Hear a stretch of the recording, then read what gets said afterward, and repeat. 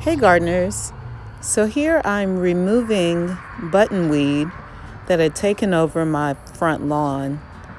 I figured I'd just use a little elbow grease instead of trying to spray weed killer on it and only kill the leaves. I wanted to get down and really pull up as many of the roots as I could.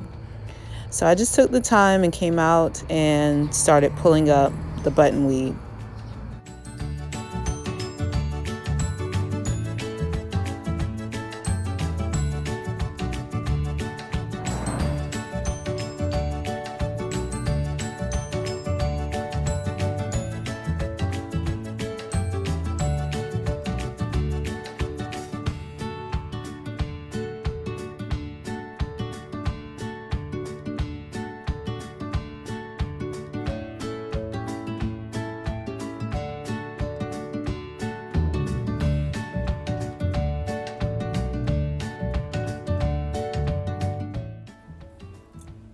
So I did end up spraying the lawn with weed killer just because there were so many weeds in my lawn.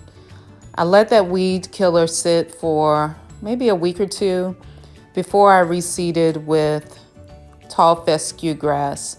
I also had the lawn aerated before reseeding.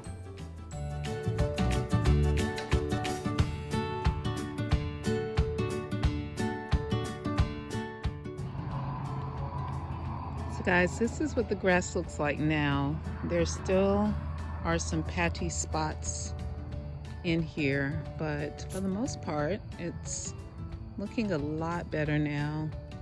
I pulled up all of that buttonweed. See, this area didn't get seeded very well, so I'll have to reseed that later. But the rest of it looks pretty good.